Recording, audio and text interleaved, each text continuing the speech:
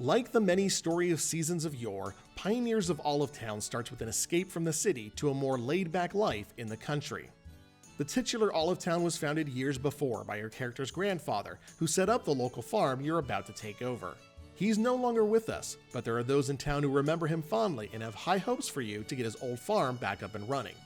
The only thing standing in your way is the quick passage of time, a low stamina meter, and a fickle beast known as Mother Nature.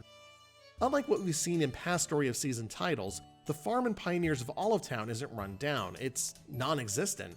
Whatever your grandfather built all those years ago has been reclaimed by nature, and a forest now stands where his fields were once laid. I almost feel bad for even trying to rebuild the farm because I'm gonna have to decimate an ecosystem to do it, but that's the name of the game, and to its credit, the flora is ready for a fight. What was most surprising to me about Pioneers of Olive Town is that for the first year or so of my time on the farm, growing crops was the least of my concerns. I had a small garden outside of my house, sure, but most of the early days were spent trying to get ahead at what nature threw at me. Trees grow at an alarming rate, rocks appear everywhere, weeds fill my farmland, and puddles show up whether there was rain or not. I know the elements threw farmers curveballs in past titles, but the way nature regrows and stifles progression here is almost aggressive. The only way I could make progress of any kind was to dive headfirst into the game's expansive crafting system.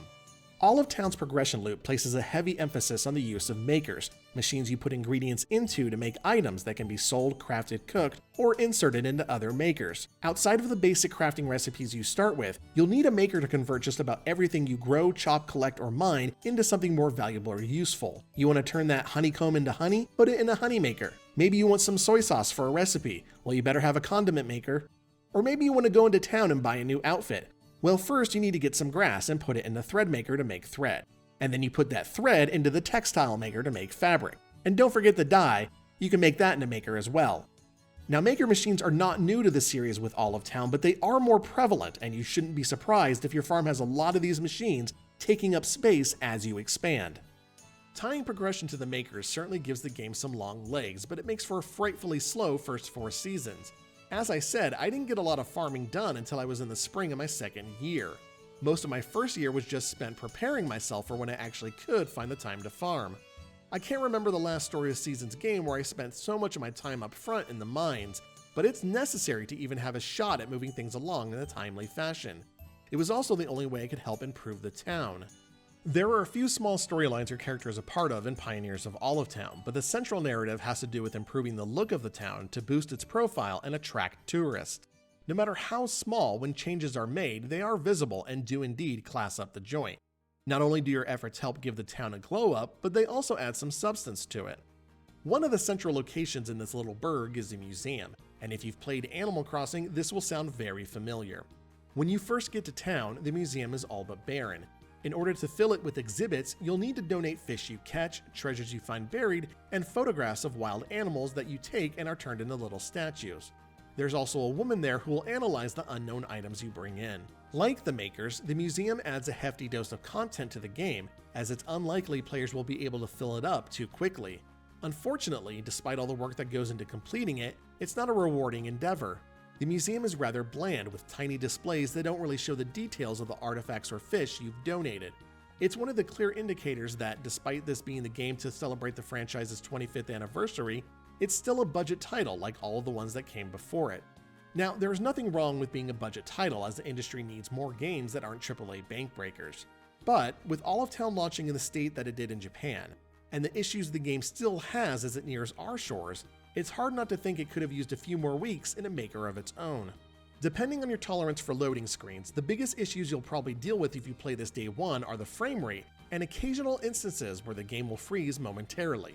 If you're like me, it won't be that noticeable at the beginning, but as you continue to build your farm and build those makers and build the new sprinklers that can take the pressure of watering large fields off your back, the frame rate starts to slow more often, and those momentary freezes begin to happen with concerning frequency.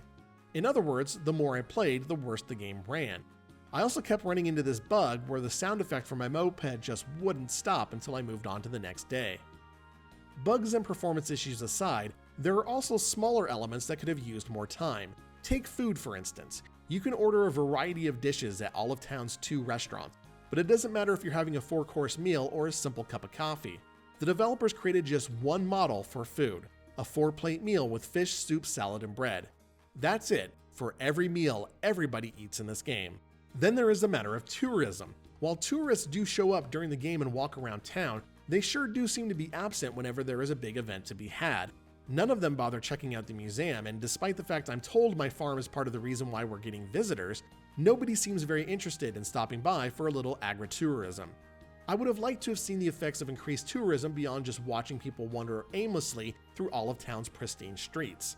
Get them into the restaurants or the hotel or the salon, something to adequately illustrate how their presence here is a boon. I only say that because I truly want what's best for this village.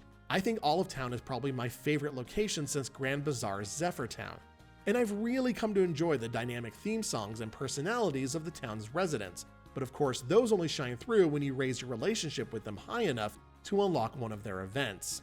At any other time, they fall prey to how residents acted in past games, standing lifelessly and speaking in short personality-free sentences, or just referencing whatever town event is coming up or has just passed.